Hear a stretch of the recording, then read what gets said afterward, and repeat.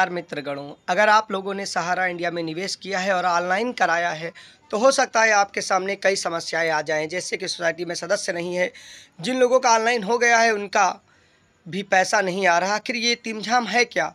अगर शासन प्रशासन यानी गृह मंत्री अमित शाह ने 45 दिन का वादा किया था कि 45 दिन में निवेशकों का पैसा आना शुरू हो जाएगा, तो कम से कम जिनका 2 महीना 2.5 महीना हो गया है, गाइडलाइन बढ़ाकर अगर ज़्यादा समय लग रहा है तो लोगों को जानकारी दी जानी चाहिए। जबकि यहाँ पर रिजेक्शन वाली बहुत सी ऐसी चीज़ें आती हैं जो हंसी आ जाएगी कि सोसाइटी से रजिस्ट्रेशन नहीं, और जो नए लोग रजिस्ट्रेशन कराना चाह रहे हैं उनके में क्या समस्या आ रही है। एनपीसी से जोड़ने में असमर्थ, 100 में से 95 लोगों की एक ही समस्या यानी सर्वर पे समस्या। तमाम चीज़ें आ रही हैं अलग अलग माध्यम से। यहाँ पर आम लोगों की क्या कमियाँ हैं? कमी शासन प्रशासन या सीआरसी और सहारा के बीच की कमी के चलते आम आदमी परेशान हो रहे हैं।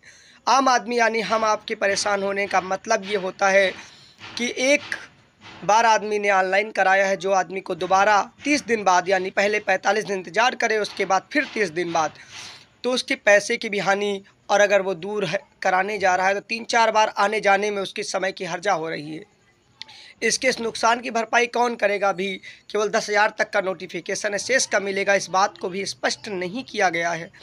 आखिर लगातार इन मामले में सरकार, वो भी उस समय जब देश के 5 राज्यों में विधानसभा चुनाव है, सरकार और प्रशासन की निवेशकों को लौटाने वाले पैसे में जो चीज़ें सामने आ रही हैं, ये बता रही हैं कि सरकार भी लगातार लापरवाह शायद नज़र आ रही है। अगर ना होती तो अधिकतर लोगों का आ गया होता। हमारी ख्याल में अब तक हमने जिनका सर्च किया है, सहारा कैट कोऑपरेटिव सोसाइटियों का ही केवल अधिकतर आया है, लेकिन उनमें भी 100 में से 80 से ज़्यादा यानी कि 80% से ज़्यादा लोगों का रिजेक्ट, वो भी अलग अलग कारणों से। सोसाइटी के मेंबर नहीं हैं, फार्म अपलोड नहीं किया गया है, एक से अधिक सोसाइटी में रजिस्ट्रेशन कराया गया है, या फिर अन्य चीज़ें हो सकता है। ठीक है, सोसाइटी का अगर सदस्य नहीं है तो उसके पास कागजात ओरिजिनल हैं, तो ये तो जिम्मेदारी आपकी और आपके विभाग का सामंजस्य क्यों बनती है।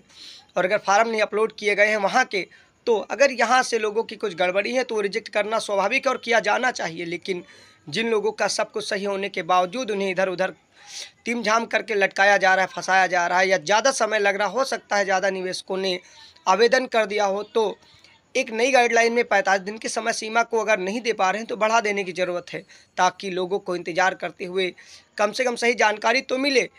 गलत जानकारी के कारण लोग इधर से उधर भड़क रहे हैं, अलग अलग अफवाहें बढ़ रही हैं और लोगों का अविश्वास बढ़ रहा है। उम्मीद है कि सहारा सीआरसी रिफंड पोर्टल से लोगों को भुगतान मिलना शुरू हो जाएगा। जानकारी भी है कि जितना निवेश है उससे 4 गुना से ज़्यादा सहारा की फिक्स एसेट यानी संपत्तियां हैं, तो इस लिहाज से तो पूरा भुगतान हो जाएगा। लेकिन जिन लोगों को इधर उधर दौड़ा कर परेशान किया जा रहा है उनसे पूछिए, अगर किसी को 1 रुपया किसी के पास नहीं होता है तो वो किस तरीके से गरीबी में गुजर बसर करता है। और अधिकतर निवेशक छोटे निवेशक है, रेहड़ी ठेले वाले, यानी वो जब ऑनलाइन कराने जाएंगे इधर से दौड़ेंगे तो उनके काम की हर्जा होगी। शासन प्रशासन, गृह मंत्री अमित शाह की बातें भी आज झूठी निकल रही हैं। आपने उनके हमारे कई वीडियो में बयान सुने होंगे, 45 दिन में सभी निवेशकों का पैसा मिलेगा। सहारा कैट कोऑपरेटिव सोसाइटी या जो कुछ भी बात करते हैं, इससे पहले पीएसएल का भी शुरू हुआ था, लेकिन उसका भी खामियाजा यही है।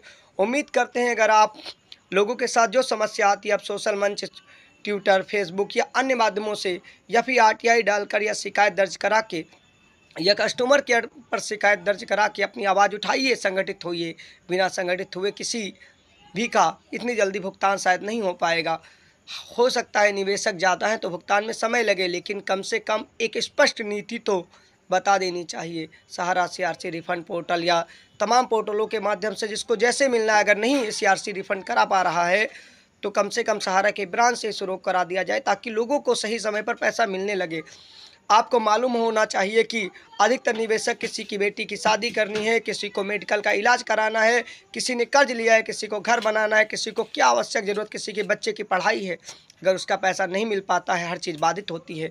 कितने लोग इस दुनिया में नहीं रह गए हैं, इसी उसमें क्या क्या नहीं कर डाला है, और किस तरीके से निवेशक दर पर दर ठोकर खा रहे हैं। 12 करोड़ से अधिक निवेशकों के साथ अगर ऐसा होगा तो देश और लोकतांत्रिक सिस्टम में लोगों का विश्वास उठ जाएगा। अगर कुछ कमियां हैं, चीज़ें हैं, तो उन्हें आपस में सामंजस्य बनाकर सुधार लेना चाहिए। एक ऐसी जानकारी देनी चाहिए, स्पष्ट नीति की 2, 4, 10 15 दिन, महीना भर या 10 महीना, जितना भी स्पष्ट देना चाहिए, गुमराह करना, यानी कि एक बार बता देना कि 45 में आएगा, 45 के बाद जब नहीं आता है तो लोग निगेटिविटी में चले जाते हैं।